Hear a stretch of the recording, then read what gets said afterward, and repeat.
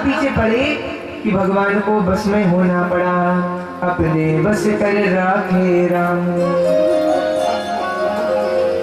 इसलिए तो कहते हैं जब ऐसे भक्त भगवान को प्रकट करने के लिए सक्षम होने लगते हैं, ऐसे भक्त जब भगवान को प्रसन्न करने के लिए एकदम परिपक्व हो जाते हैं, तो ऐसे भक्तों के लिए फिर यही बात कही जाती है क्या कि भगत के वश में है भगवान,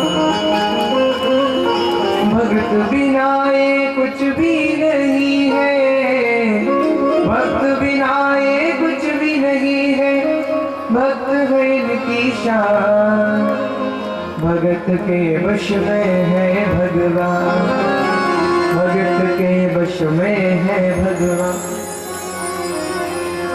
अच्छा प्यारी प्यारी माताओं सज्जनों, यहाँ पर हनुमान जी की बात आती है और आज शनिवार है और हम लोग किसकी कथा सुन रहे हैं? हमारे गोविंद की, कन्हैया जी की कथा सुन रहे हैं। तो भगवान श्री कृष्ण को, आपको मैं एक और बात बताऊं कि भगवान श्री कृष्ण को जितना प्रेम अर्जुन से उतना ही प्रेम हनुमान जी से भी। कैसे पता चलता है? तो भाई इसके पीछे कथा है, मैं आपको सुनाना चाहता हूं, आप लोग मन लगा के सुनो, ठीक है?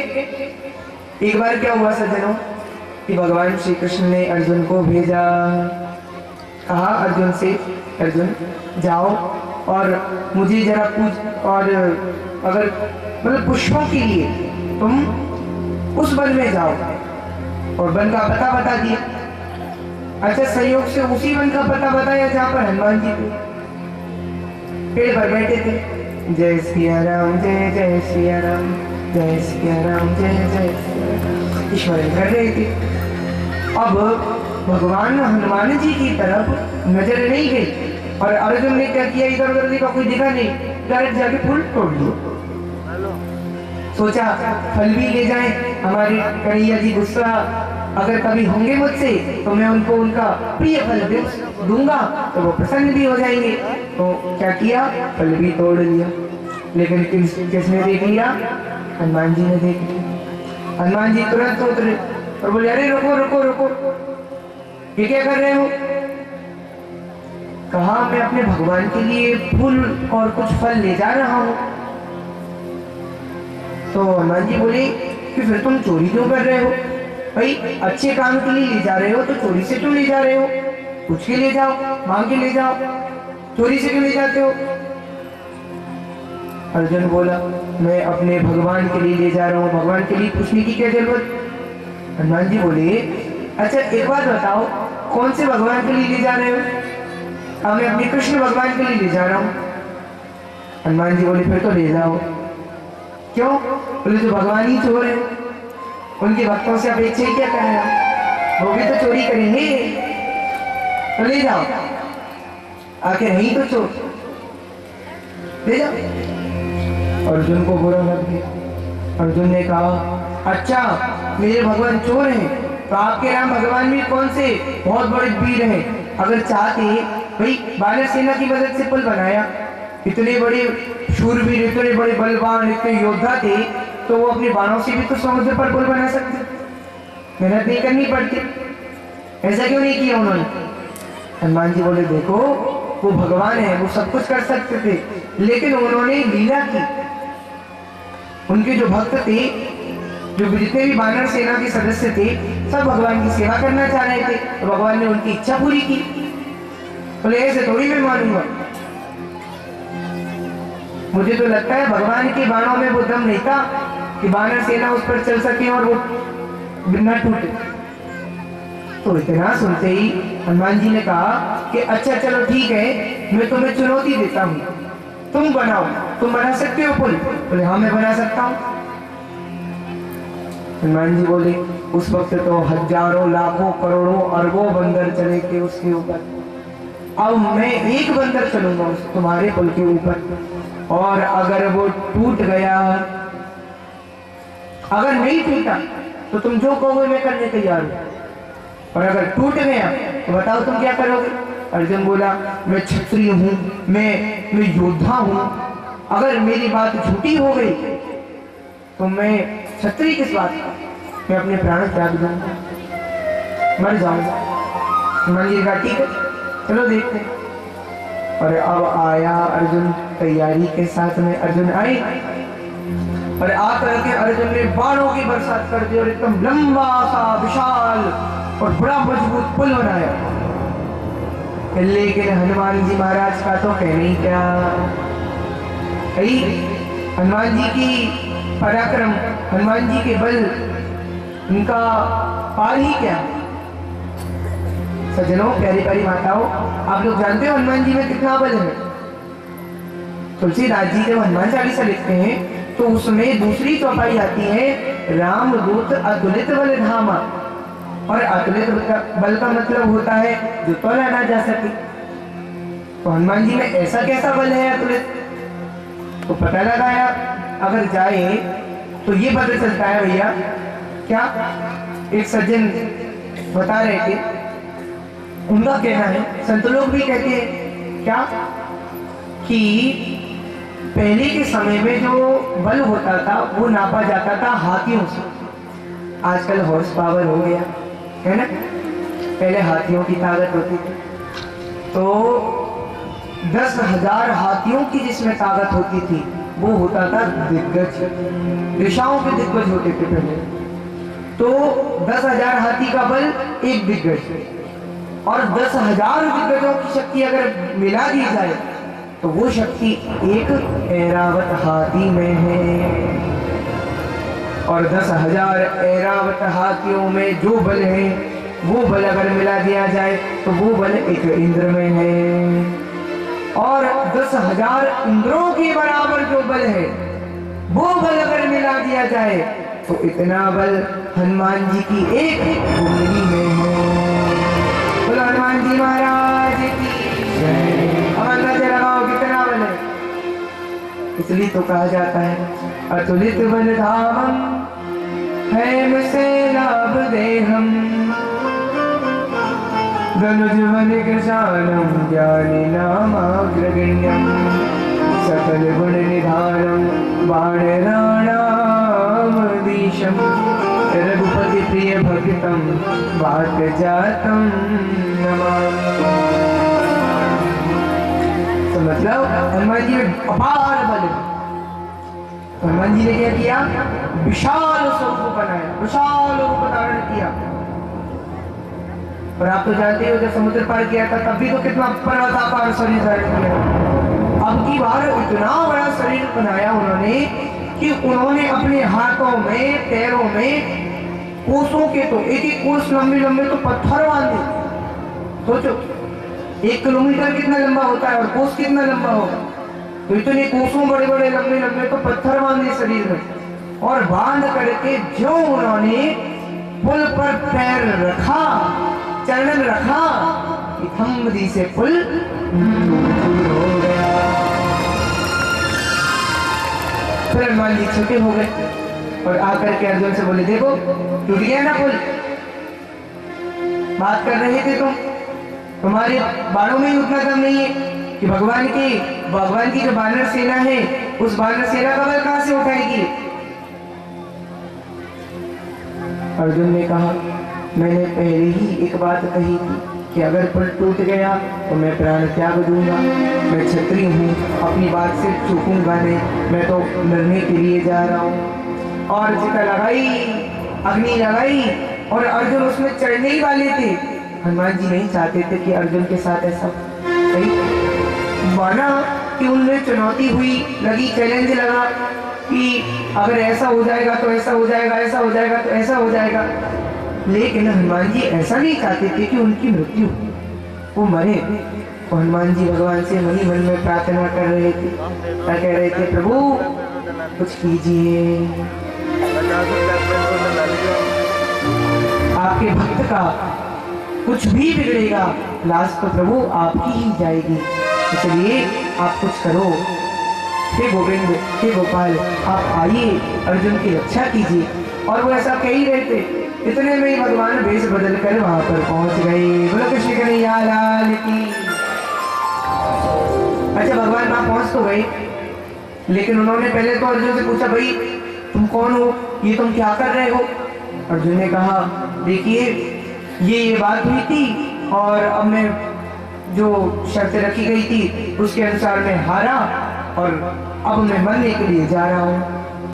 भगवान बोले बहुत बढ़िया काम कर रहे हो, रुके क्यों हो, मरो तो और जल्दी मरो।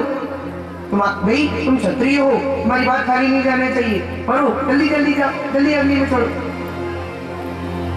जैसे ही हनुमान जी ने सुना मणिबंधर सोचने लगी ये और जल्दी मरवाएंगे।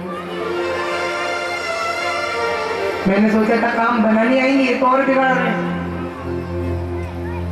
तभी भगवान ने कहा अच्छा एक बात तो बताओ, मर जाना तुम, तुम्हारी मन की इच्छा पूरी कर लेना, खुश, लेकिन एक बात तो बताओ कि जब तुमने ये शर्त रखी थी तो निर्णय करने वाला व्यक्ति कौन था?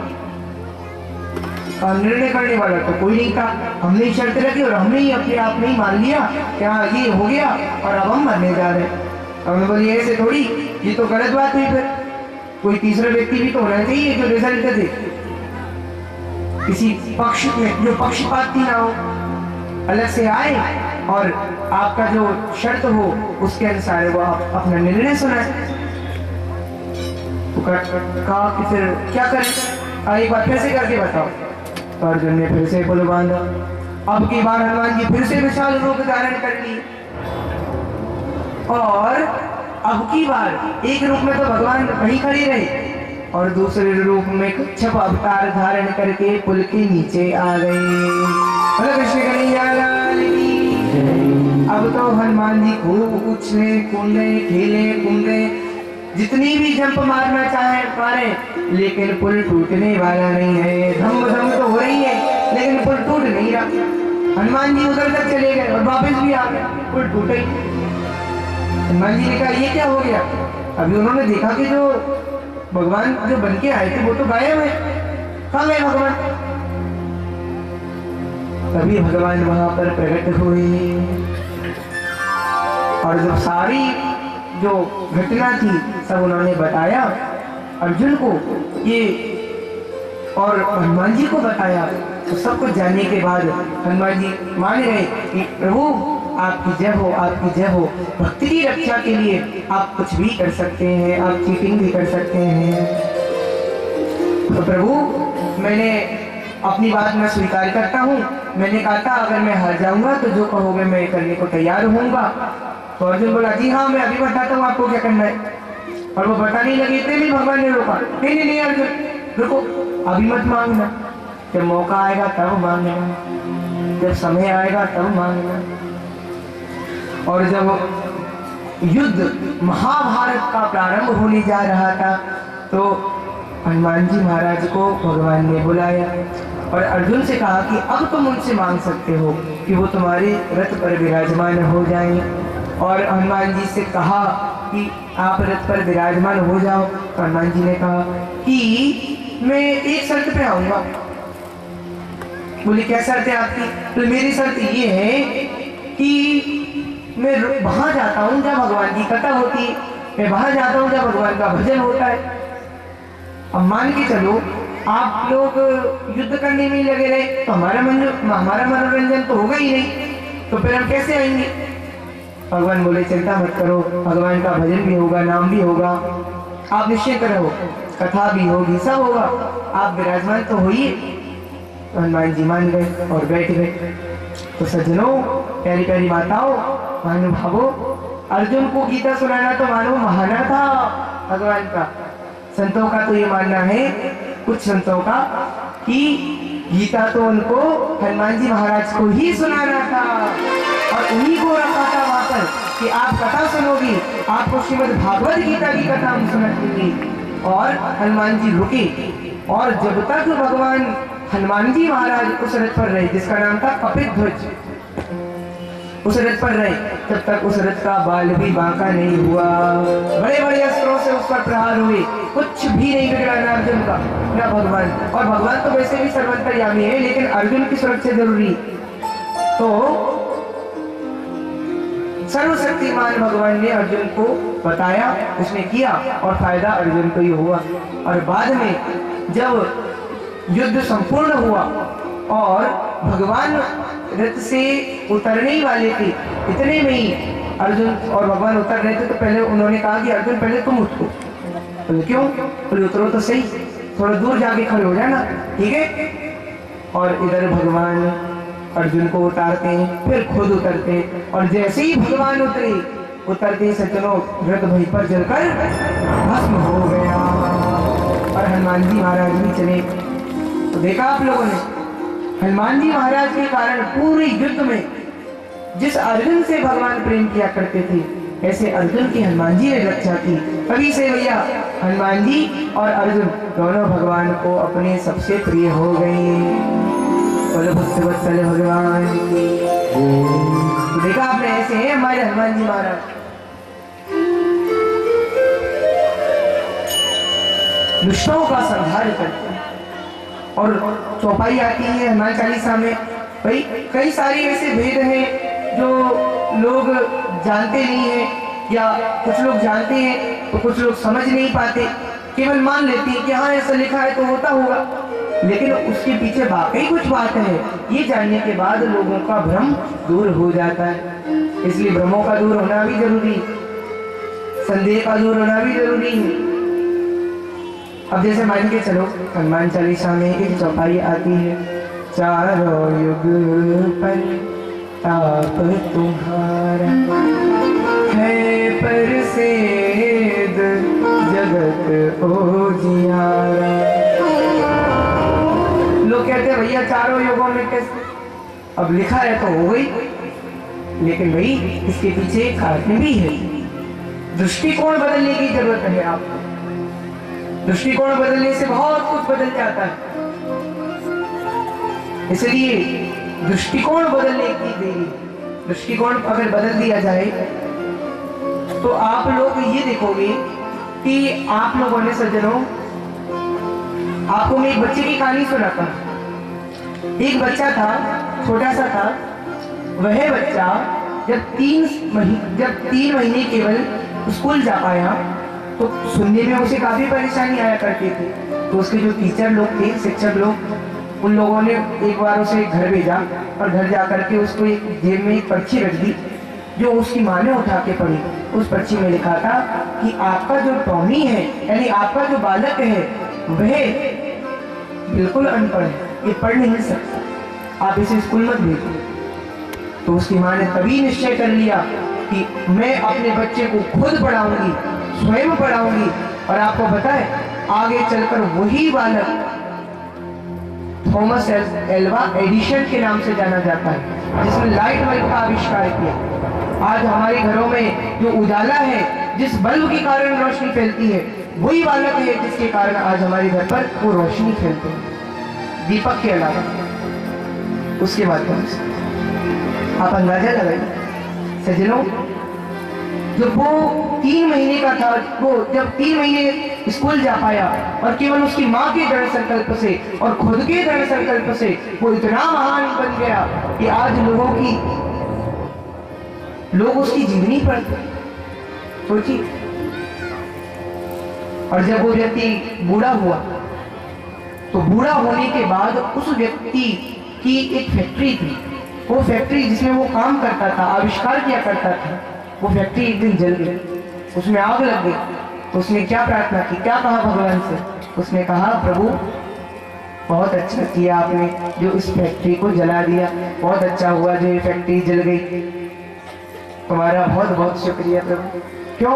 क्योंकि मेरी जितनी भी गलतियां थी वो सब की सब इस फैक्ट्री के साथ जलकर राख हो गई। और उसके जस्ट कुछ ही सप्ताहों बाद ही सज्जनों उस व्यक्ति ने ग्रामोफोन का आविष्कार कर दिया। अब आप अंदाजा लगाओ, व्यक्ति चाहे तो अपने जीवन में हार मान सकता है, लेकिन नहीं मान रहा तो नहीं मान रहा, और इस तरह संकल्प से आगे बढ़ता है और जीवन में व्यक्ति महान बनता है। एक व्यक्ति के जीवन की कहानी बड़ी प्रसिद्ध है भाई।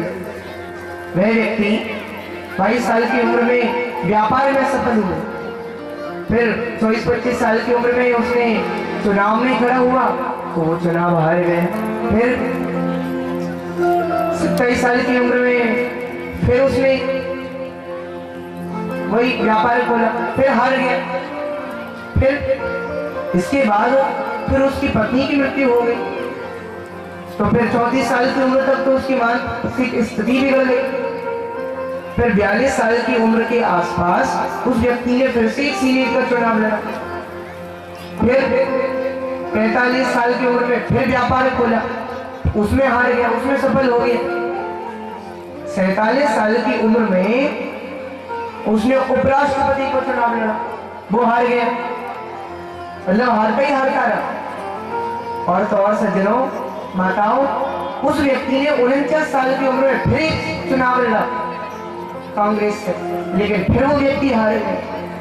और फिर वही व्यक्ति 52 साल की उम्र में 52 इयर्स की एज में जाकर के अमेरिका का राष्ट्रपति बना, जिसे हम लोग आज, इसका नाम आज भी बड़ा प्रसिद्ध है, इसे आज भी हम लोग जानते हैं।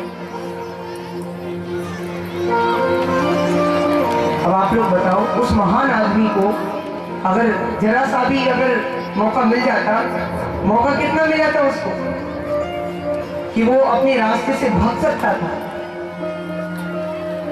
कामचोर बन सकता था, हारने के बहाने को लेके वो व्यक्ति जिंदगी से भाग सकता था, लेकिन वो नहीं भागा। उसने कहा हमें, उसने जो जिद पकड़ ली तो पकड़ ली, और वो अपने लक्ष्य के पीछे ऐसा भागा कि लक्ष्य को पाके ही दम लिया। तो दृढ़ संकल्प भी बहुत बड़ी चीज होती है। पॉइंट ऑफ व्यू, हमारा दृष्टिकोण कैसा है। तो यहाँ पर हनुमान जी महाराज का चारों युगों में प्रभाव है, इसका दृष्टिकोण क्या है। अच्छा भैया, आपने कथा के चौथे दिन मनवंतर की मैंने आपको कथा सुनाई थी, है ना। तो मनवंतर की कथा से हमें क्या पता चलता है कि ये जो चारों युग हैं, सतयुग, कलयुग, द्वापर युग, त्रेता युग, ये बहुत बार बीतते हैं। 1000 बार बीतने पर ब्रह्मा जी का एक दिन होता है ना, आपने सुना था ना। तो इस नजरिए से देखा जाए तो पता नहीं कितने त्रेता युग हुए होंगे, बीत चुके हैं। और प्रत्येक त्रेता युग में भगवान श्री राम का आगमन हुआ है, हनुमान जी का आगमन भी हुआ है। तो मतलब चारों युग प्रभाव तुम्हारा है, प्रसिद्ध जगत उजियारा सही है। और अगर एक और नजरिए से देखा जाए तो कई बार ऐसा होता है कि लोग कहते हैं जमाना बुरा है, जमाना खराब आ गया। नहीं, एक संत के पास एक व्यक्ति गया और एक ही बात लग गया, पकड़ एक ही बात की ले ली कि महाराज जमाना खराब है। संत बोले भैया भगवान का नाम लो, भगवान का भजन करो। तो एक ही बात बोले भगवान का, जमाना खराब है, जमाना खराब है। तो संत ने उसे समझाया, भैया जमाना अच्छा ही कब था, तुम तो ये बताओ। सतयुग की कहानी आप सुनते हो, हिरण्यकश्यप की कहानी आप सुनते हो, ऐसा आतंक मचाया कि लोग भगवान का नाम भी नहीं ले पाते। और तो और हिरण्याक्ष ने तो पृथ्वी को समुद्र में छुपा दिया, आप तो सांस भी नहीं ले पाते पानी। सोचो कैसी स्थिति बनती है आपकी। तो कुल मिला के ना सतयुग में जमाना अच्छा, फिर त्रेता युग में पहुंचो, रावण कुंभकर्ण की आप कथाएं सुनते हो। जब जोग विराम तब भागा श्रवण सुने दसीसा, आपन उठा में रहे न पावे नर सब खाले कीसा। अस भ्रष्टाचारा भाव संसारा, धर्म सुने नहीं काना, कई बहु विदित रासे देश निकासे, जो कहे वेद पुराना। ऐसा आतंक हम सुनते। द्वापर युग में आप लोग सुनी रहे हो, जरासंध, कंस, इनके आतंक की कहानी आप सुनते तो कुल मिला के जमाना अच्छा ही कम। तो बात केवल इतनी है कि न शासन बुरा है, न जमाना बुरा है, बुरा ख्याल मन में रखना बुरा है, रखना बुरा है।